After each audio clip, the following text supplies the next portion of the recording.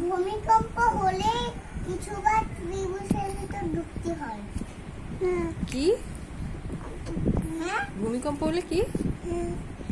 ভূমিকম্প হলে সব ত্রিভুজের ভিতর ঢুকতে হয়, ও আর টেবিলের ভিতর ঢুকতে হয়, আর চলে যেতে হয় ঘর থেকে, ও আর দৌড়াই দৌড়াই সব জায়গায় যেতে হয়, নিরাপদ জায়গায়। আরেকটা আছে, যখন ভূমিকম্প শুরু হয় তখন ঘর আর গাছপালা ভেঙে যাওয়া শুরু হয়।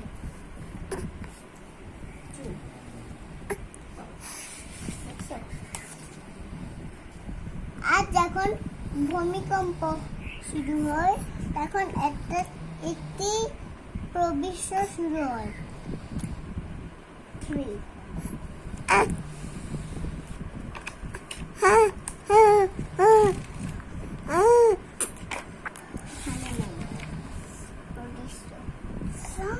দেখো মা, দেখছো আন্টির বইতে কত কিছু। যখন সমুদ্র আর গাছপালা ভেঙে যাওয়া শুরু হয় তখন ঝড় শুরু হয়।